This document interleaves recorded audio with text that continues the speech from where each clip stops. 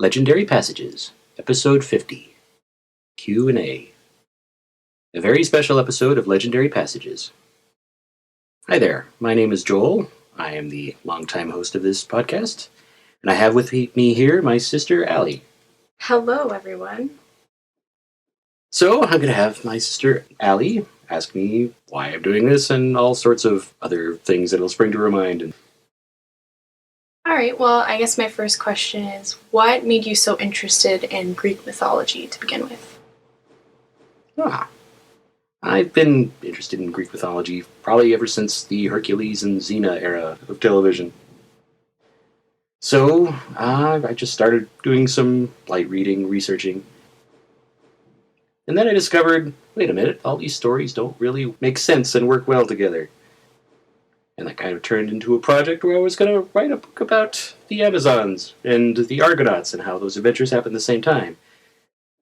Then I discovered all these other things that were going to happen before that. So I started writing a book called Bastard Heroes. And I was doing research on that, and I was like, well, I could just turn this research project into a podcast just so I could keep everything straight. And that's how this whole thing kind of got started. Oh, that's awesome. So what is your end goal in all of this? Oh, goodness. Well, it's rich and complex and vast and contradictory. There actually isn't a whole lot of it. So it's theoretically possible just to say it all out loud, have it be in public spaces, and people could pick a little here and a little there and a little here and get the gist of it, or they could go in depth. Great. So in your podcast, you often use groups of 6. Why do you do that?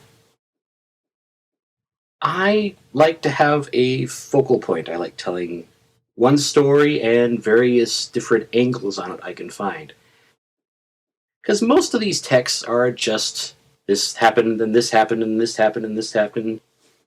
Sometimes it's just kind of an anthology that will jump around completely random. I want to know what the actual story behind all of these texts were. I'm trying to triangulate on it, and 6 seemed like an even number. Great. You also mentioned a book named Bastard Heroes. What is that? It is currently the story of Theseus and Hercules and their initial adventures, and it will lead up through the adventures with the Argonauts. And eventually those stories will come to their natural conclusions, and I will move on to stuff that happens before the Trojan War, then the Trojan War itself, then the Odyssey. I'm not just trying to do a podcast about all these things. I'm actually trying to write a book that has, not quite official, but an orderly version of all this that is comprehensible to people like myself and any other intense mythology geeks or or whatever. Let's see. How about I ask you a question? Sure. Do you have any interest in Greek mythology? I do, and it started from a very early age with me pretending to be Xena I remember this. when I was very young. And I think I would watch it with you, if I'm not mistaken. Yep, way back in the 90s. Yeah, so that was like my initial peak. And then during the same time, the Disney version of Hercules came out too. So from a very early age, television has kind of influenced my looking into Greek mythology. Well, that was kind of the only avenue you had to it. Yeah. The texts themselves are obscure and annoying to read and archaic. And that Hercules movie, they took some dramatic liberties, considering just how violent Hercules is. If anyone has listened to some of the Hercules episodes, they know just how insane he went and destroying his own family, and he would be locked up away in prison if he was in modern times. Now, Xena's interesting because she was kind of made up and thrown into Greek mythology, but that's not actually unusual because, well, from what we could tell, people just started adding things into Greek mythology as the years and years went by. Most of these events happened, over 3,000 years ago, but they weren't written down until about 2,500 years ago. So there was a long period of time where it was just oral storytelling. And whatever official records there were we can't even read because those are in linear A and linear B. Well, the few pieces we have been able to translate are not that interesting, sadly. So what I usually do for my podcasts is I listen to them myself. I usually play them as I'm going to sleep. It's one of the reasons I kind of read in a slightly soothing voice is because I'm kind of imitating our grandfather who used to read us bedtime stories. Mm-hmm.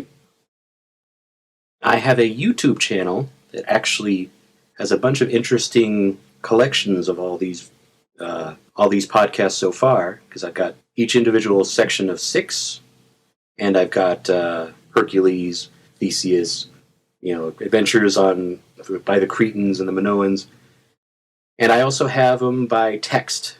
I have Diodorus Siculus, also the Library of Apollodorus. I will be filling in those gaps as I go, but since I'm arranging my story, I'm not going to tell them in order here on the podcast. But if you really want to listen to the text in order, you can do that on YouTube. Do you have a hard time finding sources for your material?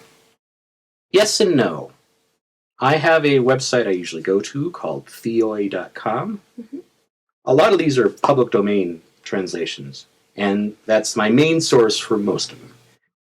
There's also another website I go to called Sacred Texts. For some of the others, I really have to scrounge online to find a public domain translation, and some of them don't exist. Now, I am planning to do alternate translations of some of my earlier podcasts.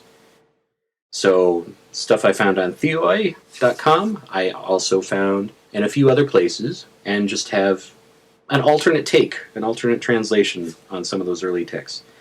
Sadly, I discovered that some of the texts I would like to find alternate translations of, there aren't any. There's only one guy who did it 100 years ago, and maybe there is a modern translation, but that's not public domain, and I really would prefer not to violate copyright law if I can avoid it. So, Heracles or Hercules? Which do you prefer? Heracles is what he was called that's his Greek name, Greek mythology. He's called Heracles because it means glory of Hera. The reason he took that name is because she and him have a very long-standing feud. Let's put it that way. And he was either trying to placate that or piss her off by taking that name, depending on how you want to interpret that. He's called Hercules in Roman mythology because during the Middle Ages, they only really had access to the Roman texts and the Roman translations, so Hercules was the name that stuck. Oddly enough, now that we have the original text, people know all the Greek names of the gods, not the Roman names of the gods. So people recognize the name Hercules and not Heracles, but people are much more likely to recognize the name Zeus rather than Jupiter, or Aphrodite rather than Venus. Mm-hmm. Which myth really started this adventure in looking to combine all the myths together? It was originally the Argonauts. I like the story of the Argonauts. It's got everybody in it. Hercules' story happened at the same time. He does his 9th labor while he's on the Argonauts trip. It's like, ooh, cool. I can tie these two stories together. And then I saw Theseus. Hey, he's a part of the Argonauts. Looks like he goes with Hercules on his trips to visit the Amazons. That's where he meets a woman he eventually marries. And that goes horribly, horribly wrong, as most things do in Greek mythology. And I was like, ooh, I'll just put this all in one big book. And there was way, way, way too much material, particularly when you get into the story of Medea. I don't know. I like these contradictions because I'm a comic book collector. There's always crossovers, and everyone has their own storyline, and trying to figure out, all right, if these were real people, how would all these line up?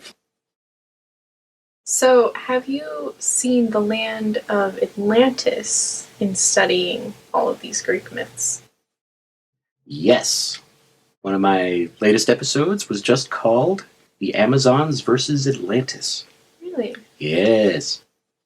Sadly, those Atlanteans are in the Atlas Mountains that are just south of Spain in Morocco, in northern Africa.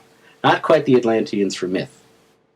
I am of the opinion that the Atlanteans were probably related to the Minoans. They lived on the island of Crete, and eventually they were overrun by Greeks from the mainland who conquered them, and that's where the line of Minos started up. He was kind of living on the bones of this earlier empire, and his massive war with Theseus is something that also intrigued me because it was kind of the last gasp of that whole story of Atlantis. We dug up many interesting ruins on the island of Crete, and there was an advanced civilization there that matches the descriptions that Plato wrote about in his dialogues. Previously, we had advanced technology, and it all got blown up, because we know that sort of thing has happened in history before. The Bronze Age collapse, which happened after the Trojan War, writing systems were gone, populations plummeted, cities were destroyed. Something similar happened at the end of the Roman Empire. There seems to be some sort of cycle to history where things become great, things become corrupt, and things collapse. What is that goddess, the hunter one? Artemis, yes, she is a very interesting goddess.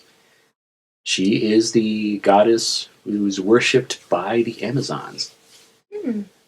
She's the goddess of young, unmarried women and hunting and childbirth, and she's kind of the teenage rebellion goddess. So can we expect a story about her? I have touched upon her a couple of times. I have not focused on the gods as of yet because, well, their stories are not very linear. Their interactions with mankind are usually where the great epics come from, but there is a lot of material about their various conflicts with each other, and so, yes, I will eventually get to Artemis and various other Greek gods. Great. So this has been a very special episode of Legendary Passages. I would like to thank you all for listening, and expect another Q&A session for episode 100.